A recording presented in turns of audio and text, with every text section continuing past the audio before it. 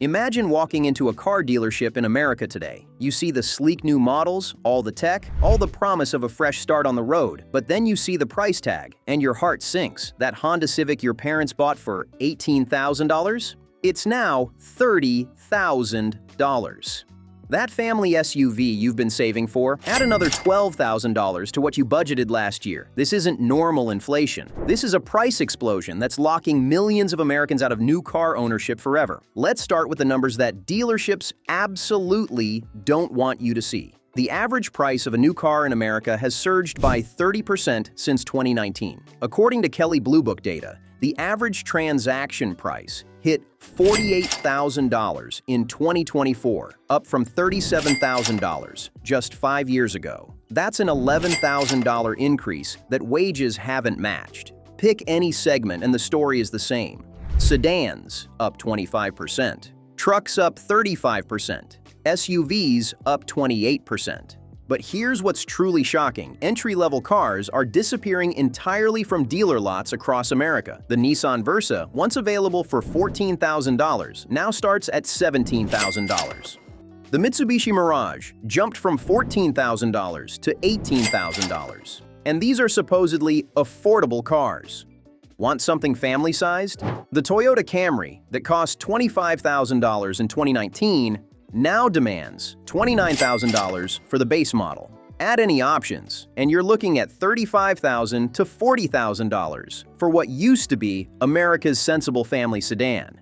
This isn't just affecting your wallet today, it's reshaping society. First-time buyers now average 33 years old, up from 26 a decade ago. The average car loan has stretched from 60 months to 72 months. With some dealers pushing 84-month terms, you're not buying a car anymore. You're entering a financial commitment that rivals a mortgage. If you're finding this information valuable, hit that subscribe button now, because understanding these trends could save you thousands on your next car purchase. Remember when car dealers had empty lots in 2021? That chip shortage didn't just disappear. It fundamentally changed how cars are priced forever. Here's what actually happened and why you're still paying for it. When semiconductor production crashed globally, manufacturers made a calculated decision: build fewer cars, but make them significantly more expensive. BMW canceled production of manual transmissions on many models. Mercedes stopped making base engines. Toyota killed entire trim levels. They discovered something devastating for consumers. People would pay premium prices when faced with no alternatives. The numbers are staggering and deeply troubling for consumers. Ford lost production of 1.1 million vehicles in 2021 alone. GM cut 800,000 units from their production schedules. But here's the dirty secret. Profits went UP. Ford's profit per vehicle jumped from $1,100 to $9,400. Stellantis saw margins increase from 6% to 13%. They learned they could make more money selling fewer, expensive cars than many cheap ones. And they're not going back to the old way. Ford's CEO publicly stated they'll maintain lower production volumes to keep prices high. BMW announced they're permanently reducing dealership inventory levels. The artificial scarcity that started with chips has become a business strategy. Take the Kia Seltos, a budget SUV that was supposed to democratize crossover ownership. Pre-chip shortage, $23,000 with decent equipment. Today, $30,000 for the same features. That's a 30% increase on a car specifically designed to be affordable. When budget brands charge premium prices, the market is fundamentally broken. Everyone talks about electric cars being the future of transportation. Nobody mentions you're subsidizing that future with every car purchase, even gas ones. Here's the $10 billion secret destroying affordability for American buyers. Major manufacturers are spending astronomical sums on EV development that must be recouped somehow. Ford, $50 billion by 2026. GM, $35 billion by 2025. Stellantis, $35 billion. Where does this money come from? Your current car purchase, whether you want an EV or not. Industry analysis shows manufacturers are adding $2,200 to $3,300 to every new car, gas or electric, to fund EV development. Buy a gas Mustang today, and you're paying for battery research you'll never benefit from. It's a hidden tax on combustion engines to subsidize their replacement. But it gets worse. EVs themselves carry massive premiums. The electric Chevy Equinox EV costs $43,000, $13,000 more than the gas version. Same size, same features, just different power. The Ford Mustang Mach-E, marketed as the accessible performance EV, starts at $43,000. The gas Mustang it's meant to complement, $32,000. That's $11,000 extra for worse range and longer refuel times. Battery costs are the killer-destroying EV affordability. Despite promises of falling prices, lithium costs surged 400% between 2020 and 2023. Cobalt doubled, nickel tripled. A typical EV battery pack costs $11,000 to $16,500 to manufacture. That cost gets passed directly to you. And when Chinese manufacturers like BYD can produce batteries 30% cheaper thanks to government subsidies and vertical integration, American car makers face an impossible choice: lose money or charge more. California's 2035 combustion ban and EPA emissions targets make this worse. Manufacturers must recoup EV investments quickly. Every gas car sold today carries the weight of an entire industry transformation on its price tag.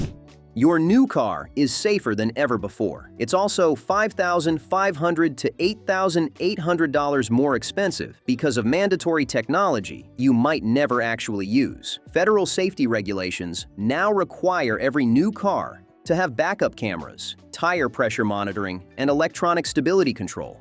But manufacturers have gone far beyond requirements. Advanced emergency braking, lane keeping assist, driver drowsiness detection, blind spot monitoring, and event data recorders are now standard or bundled across most lineups. Each system adds cost. Emergency braking needs radar or LiDAR sensors, $880 per car. Lane keeping requires cameras and processing power, $440. Add installation, calibration, and software development, and you're looking at $3,300 to $4,400 in safety technology. But manufacturers don't stop there. They bundle these features into expensive packages. Want lane keeping assist on a BMW 3 Series? That'll be the $2,750 driving assistant package that includes features you didn't ask for. Need the reverse camera on a Mercedes C-Class? That's part of the $3,500 parking package.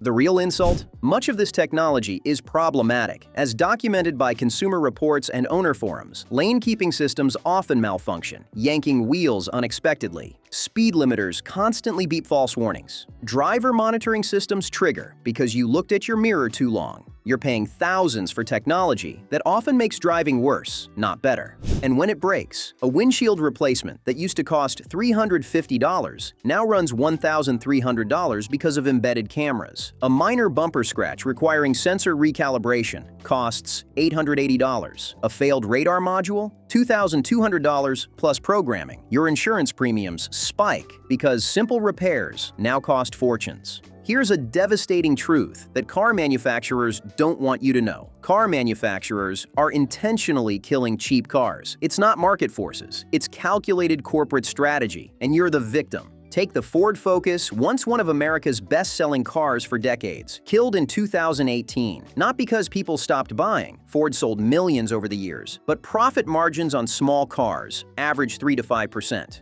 While trucks and SUVs deliver 15 to 20%. So Ford killed an icon to force buyers into $40,000 Escapes instead of $20,000 Focus sedans. The pattern repeats everywhere. Ford Fiesta, dead. Chevy Sonic, dead. Chevy Spark, dead. Hyundai Accent, killed 2023. Toyota Yaris, terminated. Dodge Dart, long dead. These weren't failing products. They were deliberately murdered because shareholders demand higher margins. J.D. Power data reveals the devastating impact on American car buyers. In 2008, 35% of new cars sold in America cost under $20,000. By 2024, just 6%. The sub-$25,000 segment that once represented over half of all sales, now under 20%. Meanwhile, cars over $50,000 jumped from 10% to 38% of the market. GM's leadership admitted the strategy publicly. We're focusing on higher-margin vehicles. Translation: abandon working-class buyers. Stellantis CEO Carlos Tavares was equally blunt. If you can't afford a new car, buy used. The Nissan Versa, at $18,000, is now America's cheapest new car, and still double what an entry car cost 15 years ago. When the budget option costs $18,000, the market has failed average earners entirely. Beyond chips and batteries, a perfect constellation of costs is crushing affordability for American car buyers. Each seems small individually. Together, they're absolutely catastrophic for your budget. Raw materials exploded in cost. Steel prices doubled between 2020 to 2023. Aluminum tripled. Copper quadrupled. A typical car contains 2,200 to 3,300 more in raw materials than pre-pandemic levels. Manufacturers pass every single cent to buyers. Labor costs are soaring. UAW won historic wage increases of 25% over 4 years for Detroit auto workers, justified by decades of stagnation, but adding $1,100 plus per car in labor costs. When combined with materials, manufacturing costs jump 25 to 30%. New EPA emission standards require expensive solutions. Tier 4 requirements demand advanced catalytic converters, particulate filters, and monitoring systems, adding $550 to $2,200 per vehicle. Even mild hybrids to meet CAFE targets add $3,300 to $5,500. Transport costs exploded. Shipping a car from factory to dealer used to cost $220 to $330. Now, $880 to $1,320. Car carriers burning, expensive diesel, driver shortages, and infrastructure bottlenecks tripled logistics costs. That's another $550 to $770 on your price tag. Interest rate impacts hit supply chains. When the Fed raised rates from near zero to over 5%, every manufacturer's borrowing costs exploded. That's hundreds of dollars per car in hidden financial costs passed to consumers. Here's the most insidious part of the whole pricing crisis. As prices soar, dealers push longer loans to maintain affordable monthly payments. But this creates a debt trap that's destroying middle-class wealth. The average American car loan stretched from 60 months in 2015 to 72 months today. 84-month loans now represent 35% of all new financing. 96-month terms are now appearing at many dealerships. You're not buying a car, you're renting from the bank.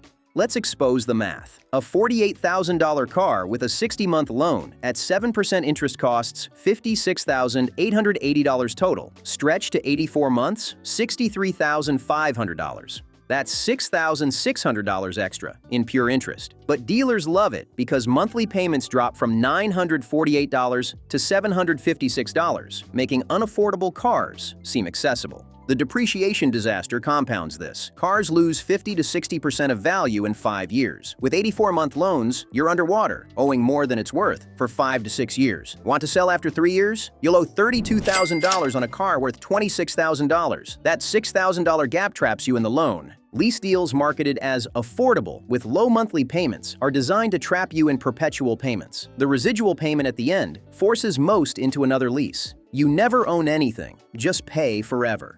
Default rates are climbing. Experian reports car loan delinquencies increased 30% in 2024. With high interest rates and stretched terms, thousands face repossession. The 2008 housing crisis is repeating with cars. This isn't just economics. It's actively reshaping American society in ways we're only beginning to understand. When teachers, nurses, and skilled workers can't afford new cars, something fundamental breaks. Young people are giving up. License applications among 18 to 24-year-olds dropped 18% since 2019. Why bother when you'll never afford a car? This limits job opportunities, social mobility, and independence. Rural communities suffer most. No car means no access to work, education, or services. The middle class is being priced out. A household earning $65,000 annually, above median, can responsibly afford a $32,500 car maximum using the 50% income rule.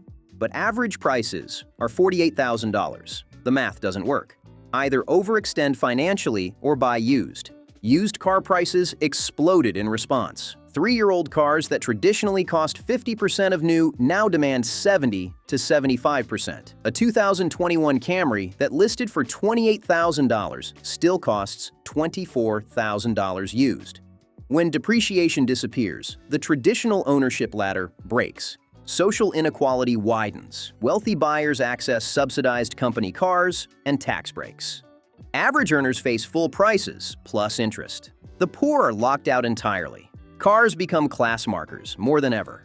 Environmental goals suffer too. People keep old, polluting cars longer because they can't afford cleaner new ones. The average American car age increased from 11.1 to 12.6 years. Emissions increase as the fleet ages, defeating the purpose of strict standards. Think prices are bad right now? Everything indicates worse ahead for American car buyers. Here's why $55,000 will be considered affordable by 2027. China controls battery supply chains. As demand explodes, they'll squeeze prices. American manufacturers face 30 to 40% higher battery costs than Chinese competitors. Every EV will carry a $3,300 to $5,500 China tax. New EPA emission standards add $2,200 plus per car to production costs. Manufacturers openly state they'll pass these costs directly to consumers. Combined with state-level combustion restrictions, panic buying will spike prices further. Autonomous driving technology is coming. Level 3 systems cost $11,000 plus currently. As they become standard, that's another massive price increase. The technology arms race never ends, and you pay for every advance. Insurance costs are exploding. Modern cars' complexity makes repairs expensive. Insurance premiums jumped 26% nationally in 2 years. In Florida, rates increased 42%. This adds hundreds monthly to ownership costs. The subscription model threatens ownership itself. BMW tried charging for heated seats. GM charges for remote start. Soon, you won't own features. You'll rent them monthly. The true cost becomes unknowable. So what can you actually do about all this? Here's your action plan for navigating this disaster and protecting your finances. First, abandon new car dreams unless it's absolutely necessary for your situation. The depreciation hit makes no financial sense for most buyers. Let someone else absorb that 30% first-year loss. If buying used, target 3 to 5-year models. Old enough for major depreciation, new enough for reliability and features. Focus on reliable brands with low running costs. Toyota, Mazda, Honda still offer value. Consider keeping your current car longer than planned. If it's reliable and paid off, driving it another 2 to 3 years saves $22,000 plus versus upgrading to something new. Use that extra time to save properly. When financing is unavoidable, never exceed 60 months. Longer terms are debt traps. If you can't afford 60-month payments, you can't afford that car, period. Research total ownership costs obsessively. Insurance, servicing, repairs, gas. These matter more than purchase price. A cheap car with expensive maintenance destroys budgets. Buy winter, sell summer. Seasonal patterns still exist. December to February sees lower demand and better negotiation potential. May to August brings higher prices. Master negotiation. Dealers have more margin than ever. On a $48,000 car, there's $3,300 to $5,500 negotiable. Be prepared to walk away. Multiple dealers create competition. Consider alternatives. Car sharing, long-term rentals, or even high-quality e-bikes might better serve urban dwellers. Question whether you need ownership at all. Finally, vote with your wallet. Refuse overpriced cars. Manufacturers only respond to sales collapses. The 1990s Japanese invasion forced American quality improvements. Perhaps Chinese competition will force affordability. The American car market is fundamentally broken. Manufacturers deliberately abandoned affordable cars for premium profits. Safety technology adds massive costs to every vehicle. Financial engineering replaced honest pricing. The average worker is deliberately priced out. This isn't sustainable. Either prices correct dramatically, or private car ownership becomes exclusively for the wealthy. No middle ground exists. Social pressure will eventually force change through regulation, competition, or market correction. Until then, you're on your own. Every car purchase requires careful calculation, brutal negotiation, and acceptance that the golden age of motoring affordability is dead. The industry that once symbolized middle-class prosperity now represents its destruction. Understanding these market forces arms you against exploitation by dealers and manufacturers. Knowledge of true costs, manufacturer strategies, and market dynamics provides power. Use it wisely because the $60,000 Camry is coming sooner than you think. Don't let this crisis catch you unprepared. Subscribe now for weekly updates on automotive market insights, money-saving strategies, and honest reviews that could save you thousands of dollars. Hit the notification bell so you never miss crucial information. And check out our next video on the 5 used cars under $15,000 that won't bankrupt you with expensive repairs. Because in this market, smart buying is survival. The automotive dream is dying in America. Make sure it doesn't take your finances with it.